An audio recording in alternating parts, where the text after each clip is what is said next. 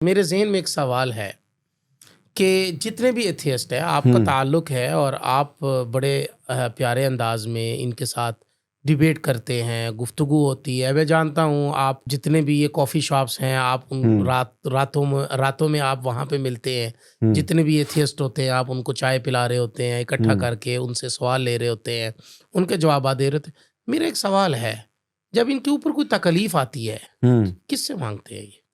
یہ پھر کہتے ہوں گے کہ بھئی کسی نہ کسی انرجی کو پکارتے ہوں گے، کسی پھر الیکٹران کو پکارتے ہوں گے. یہ کہتے ہوں گے کہ المدد الیکٹران. نہیں پھر وہ بھی تو خدا بنی نا. بات تو خدا کی ہو رہی ہے. ایک جرمنی کا میرے خیال میں ایک طیارہ تھا، وہ جب طیارہ تباہ ہوا تو اس کے اندر بلیک باکس ہوتا ہے، تو اس کو جب اس میں آوازیں ریکارڈ ہوتی ہیں تو انہوں نے باقاعدہ اس کو سنا. تو وہ ایتھیسٹ تھا جو پائلٹ تھا، تو آخری وقت میں وہ خدا کو پکار رہا تھا. تو فطرت میں اللہ نے رکھا ہے کہ جب مصیبت پڑتی ہے نا ایک دم ان کے زبان سے نکلتا ہے کہ او مائی گاڈ، یا کسی بھی لفظ سے پکارے لیکن پکارتے ہیں.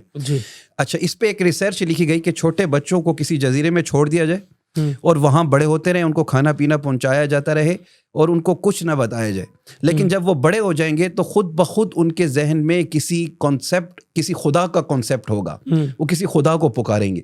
تو اللہ کے نبی صلی اللہ علیہ وسلم نے بھی فرما دیا تھا کہ یولد کل فطرۃ علی الفطرہ، یولد کل مولود علی الفطرہ، کہ ہر پیدا ہونے والا بچہ فطرت پہ پیدا ہوتا ہے، فطرت الاسلام، اسلام کی فطرت پہ پیدا ہوتا ہے. تو وہ ڈھک جاتی ہے، اب اس کو تھوڑا سا پالش کرنے کی ضرورت ہوتی ہے. تو یہ بھی ان پہ جب مصیبت آ جاتی ہے، آپ نے دیکھا ہوگا اویس اقبال کے ساتھ جب ڈیبیٹ چل رہی تھی مفتی یاسر ندیم الواجدی صاحب کی، تو وہ کہہ رہا تھا خدا کا خوف کریں. تو یہ اویس اقبال کہہ رہا ہے جو خدا کو نہیں مان رہا. تو جب یہ زبان پہ خود بخود یہ لفظ آتا ہے کہ خدا کا خوف کریں، تو یہ کس طرح آیا؟ بھی فطرت کے اندر موجود ہے کہ کوئی خدا ہے. بالکل، یہ وہی بات ہے. بالکل ایسے ہی.